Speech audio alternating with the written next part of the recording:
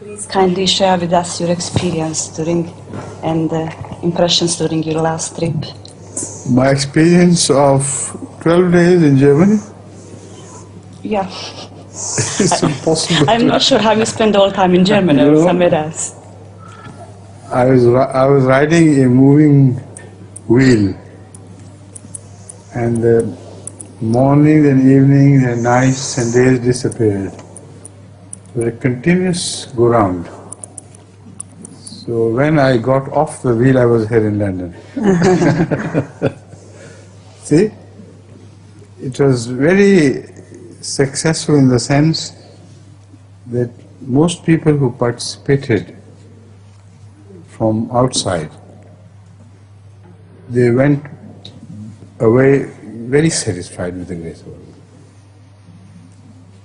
And we didn't find even one dissident person.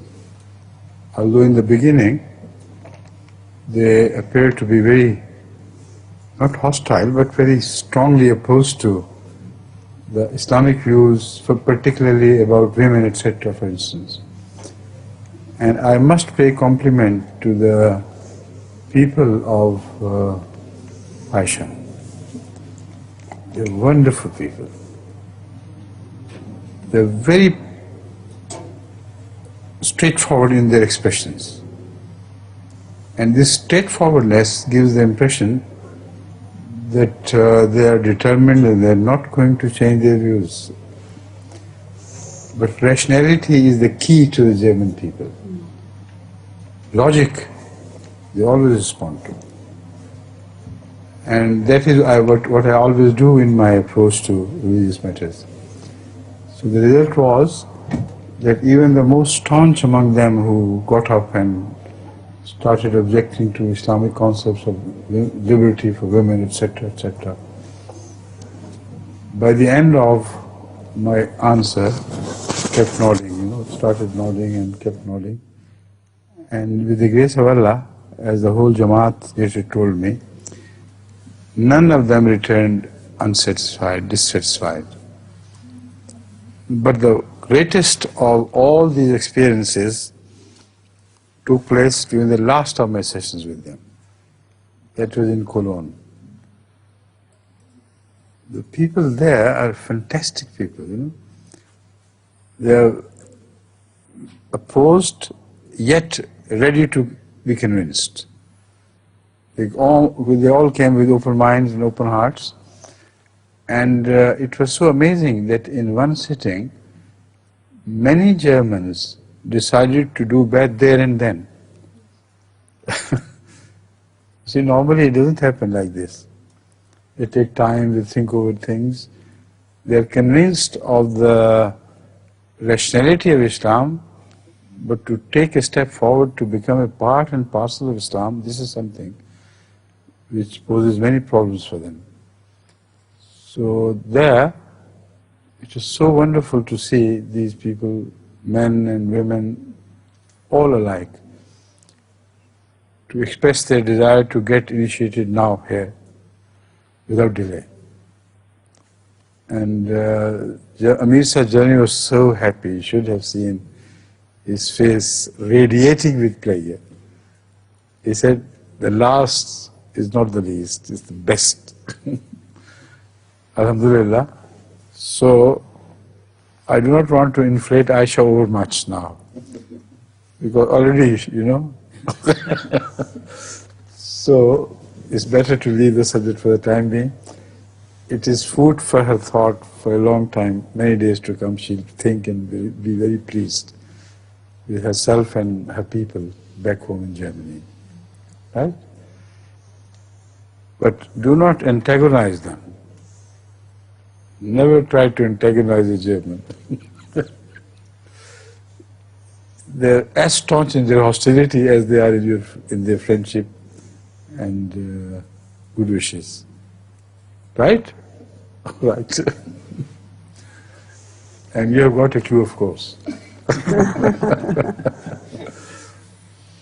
Now, that was just about the guests who came.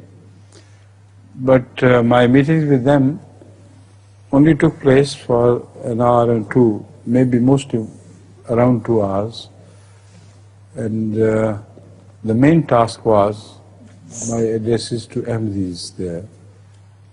And Ansar and Khudam, they were holding 2 separate ijtimaat. And many important administrative problems beset them, of which they did not know any answer. And both Ansar and Khudam needed boost in their activities, needed more confidence, so that they could convey the message without hesitance. So, with the grace of Allah, I think in this regard, the message was well received. And both Ansar and Khudam responded beautifully. The success of these meetings pays homage to their dedication to the cause of Islam. In such meetings, even small children brought their teachers, etc. During one of my last meetings in Frankfurt, one young girl, who was a small girl of 8 or so, she told me that she had brought many of her teachers. And all of them, she invited so many, all of them were adamant, no need, we're not interested in Islam, it's meaningless. So forget about us, we're all right. But because of her insistence, her innocence, some of them, 3 or 4, responded just for her sake and said, all right, little girl, because you are doing it, we are going for your sake and we will return as we are now, without any impression, without any influence, but we are doing it for your sake. So I said, but how did they return? He said, they returned completely transformed. She said, they thanked me and said in future, never forget us. And she was hopeful that these teachers will spread the word among all the teachers and tell them what they missed. So I suggested that you better give her an audio video as a gift and tell her to invite them to a party at school. They don't have to go out. And I can bear the expense for that party if you like. So that was our final understanding. But that is the example of only one girl. I saw so many Ahmadis now fully involved in preaching to Germans, while previously they found it an easier path to approach Bosnians and people like Turks, etc., other nationalities.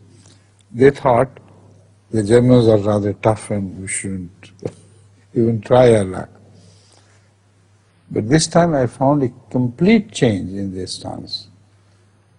The whole Jamaat, I think thousands of them, are now involved in conveying the message to German people, which has filled my heart with such pleasure, That is why I consider this trip very successful. But more than that, what gave me real joy was to observe the younger generation, boys and girls, small boys and girls, saying their namaz regularly, learning the meaning of namaz, and talking of Allah's love. It was amazing to watch these people. And that gave me very strong hope for the future of Germany. Because if this is the generation as it is, which is brought up to take care of the future generations of people in Germany, they are going to emerge victorious. There is no shadow of doubt. The way they are praying to Allah, they are remembering Him even outside. It's a very great success, I think. And in this, I must also pay compliment to Aisha's husband. He represents MTA. Well, MTA has done a wonderful job. Specifically, the Urdu class. The German children love Urdu class. Like, I've never noticed anybody love it. Small children, they say, give us time, give us an opportunity to come and participate in the class. And all the elders tell me that when the Urdu class begins, we are not permitted to do anything by our children. No other program, no other work.